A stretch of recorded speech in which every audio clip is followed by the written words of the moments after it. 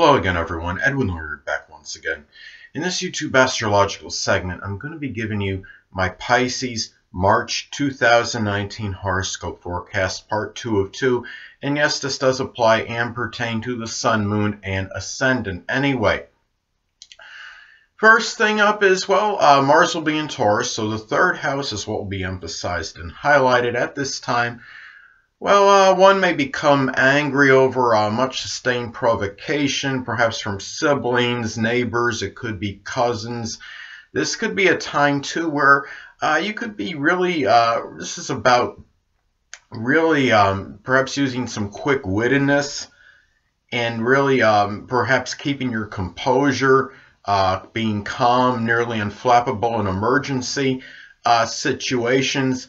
And this could be, too, really putting a lot of, energy and vitality, very, deliberate energy and vitality into Taurus not Taurus communications, but into communications in general, very methodical ones, because we're talking about Taurus energy. This could also be a time where you have a lot of an abundance and surfeit of mental and physical energy and assimilating things very methodically, perhaps things being demonstrated, mentally assimilating information methodically and having it demonstrated visually.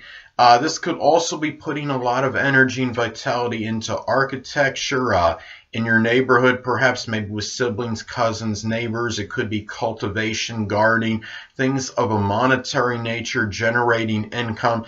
And also there might be really some stubborn and obstinate battles with third house people. It could be people that you know from your early education, cousins, siblings, neighbors, people in short journeys. You might be a little bit more propensity for accidents, car accidents perhaps this time, or maybe even accidents in general. And be careful about injuries to the neck and the throat area at this time. So, I mean, those are the areas, because you're talking about accidents, you're talking about Taurus energy.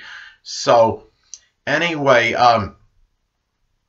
people, next thing up, Jupiter will still be in Sagittarius, so the 10th house is what will be emphasized and highlighted. Now, at this time, this could be a time where you exhibit it could be a lot of exuberance, perhaps traveling abroad in your career, perhaps, or with the dominant parent, which is often the father. Now, as I've talked about previously, Jupiter could be very benign and benevolent, but it could also have a tendency to enlarge and expand. In some cases, this can enlarge and expand foolhardy, self-righteous, over-optimistic, even reckless behavior, perhaps from 10th house people, such as the dominant parent, which is often the father, authority figures, people prominent perhaps in your public image and reputation. Say if you have a promoter, or if it's somebody just out there trying to slander you or besmirch your public image, your reputation.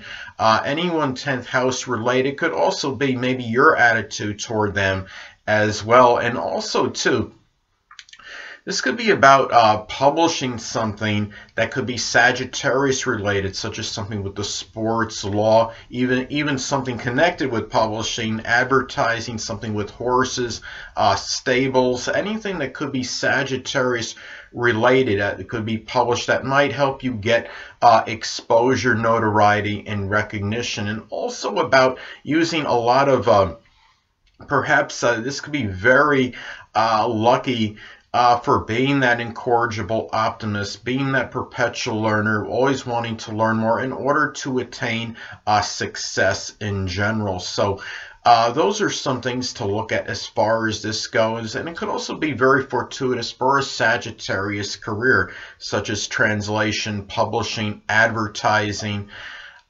sports, the law, religion, philosophy, anything that could be Sagittarius related. So anyway, the next thing up is Saturn will be in Capricorn still, so the 11th house is what will be emphasized and highlighted. Now, at this time, you may experience some restrictions and limitations, perhaps in matters with goals, your aspirations, perhaps with friends, acquaintances. This could be a time where you want perhaps as far as friendships go, perhaps more serious ones. They could be ones with older, more mature people, ones that are responsible.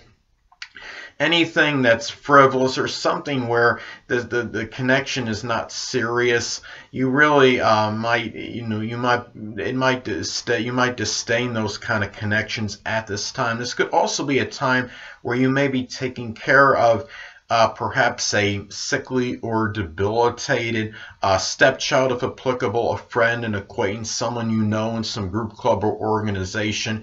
It might be something connected with the knees, the bones, or the joints, and making you feel somewhat despondent and melancholy. This could also be a time, too, where you might be doing something, working laboriously toward a goal or aspiration. It could also be working hard at something Capricorn related in some kind of group or organization. It could be something connected with even information technology, accounting, dentistry, anything that could be Capricorn related, something with business. This could also be a time too where you might be giving yourself more structure and discipline as far as your attaining goals and aspirations at this time. And also too, this could be a time where you might be feeling a little bit more downcast or more pessimistic regarding the future at this time. And it's really important not to be overly negative as far as this goes. And especially, I mean, if this is making, say, an adverse aspect to your natal, your Uranus at this time, this could be a time where you might be really feeling somewhat negative regarding that at this time. I mean, this is something to really to look at and understand that really it's important to just try to be responsible, or using a lot of this Saturn Capricorn very planned, premeditative energy as far as matters connected with the future goes at this time. So anyway, next thing up.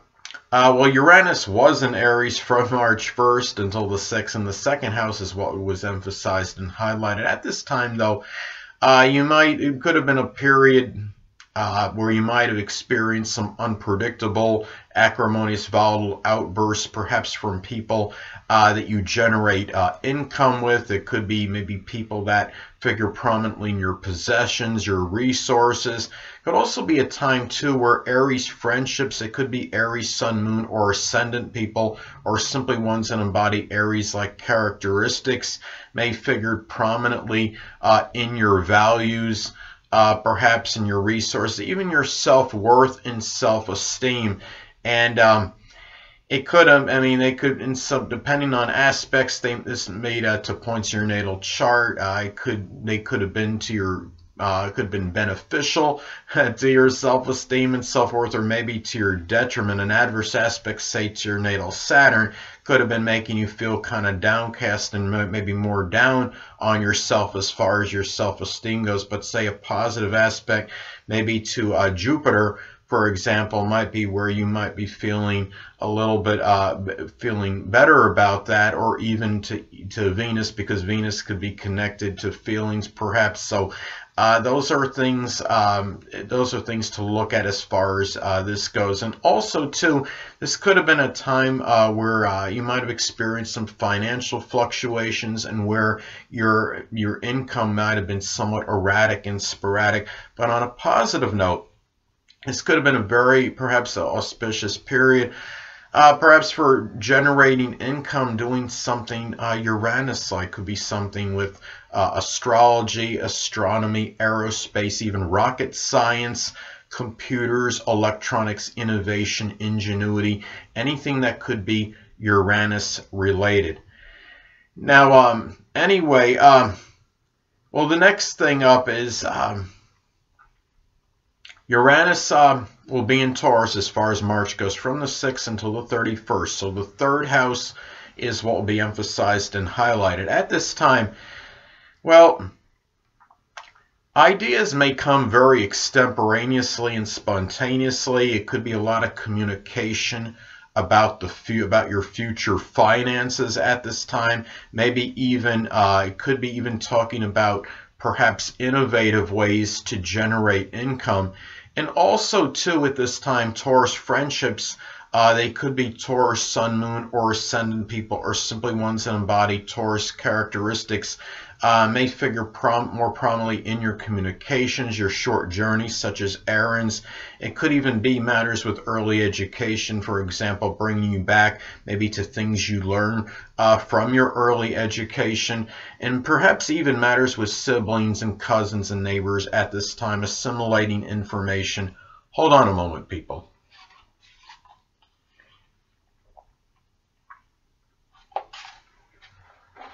Sorry about that, I'm back. Anyway, also too, you might be experiencing more like unusual, stubborn, obstinate behavior from siblings, cousins, neighbors, maybe even someone you knew from your early childhood.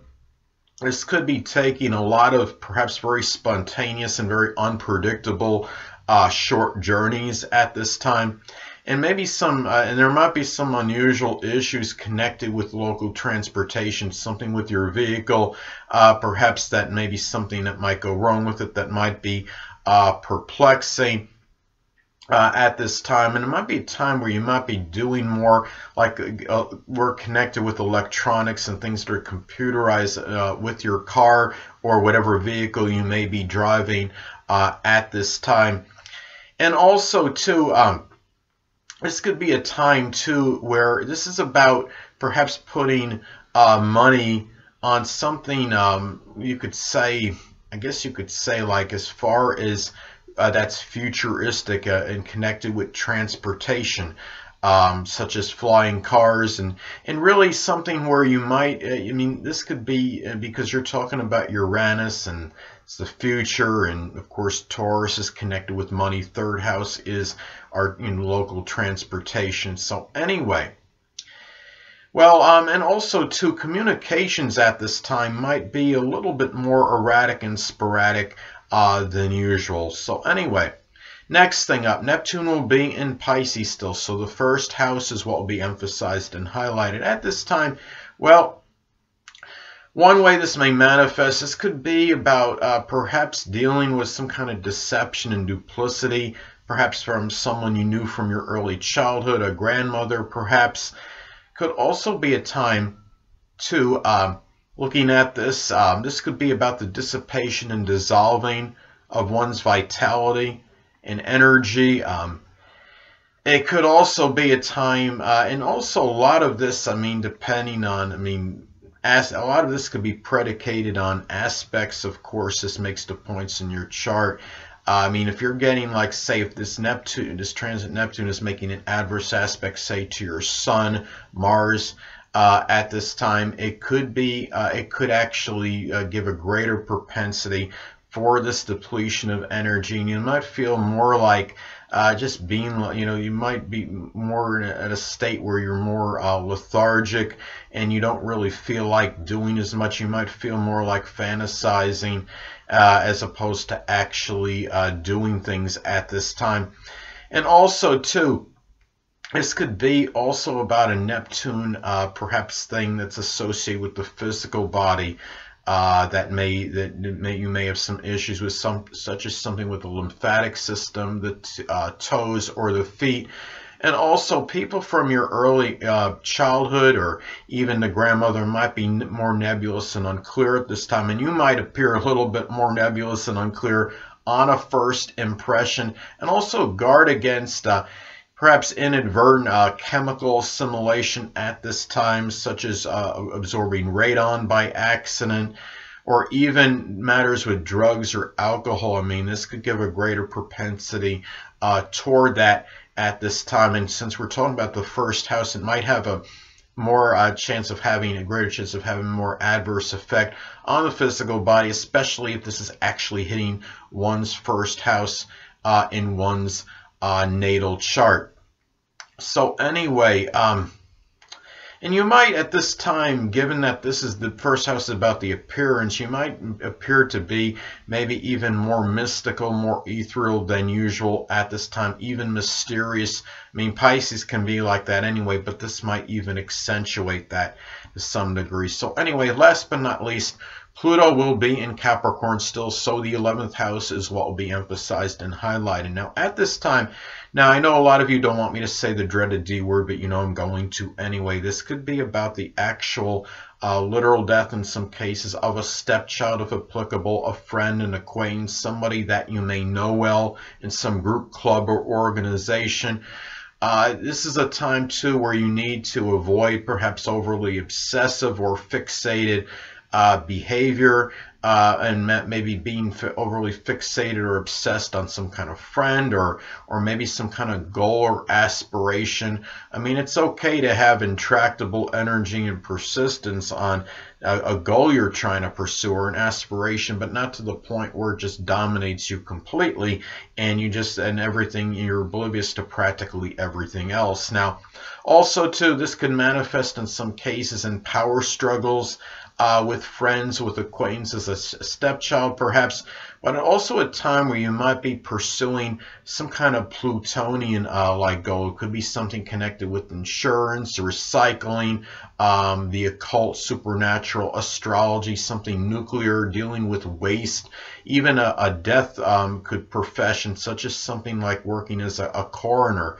So, and also it's a time too where you might be trying to really strongly attain power and control over your future at this time. And remember that Pluto's also about rebirth and regeneration. This could be about the rebirth perhaps of some humanitarian efforts at this time if you were involved in this previously, and also perhaps gaining maybe it's, I mean, this is, the 11th house is about social networking.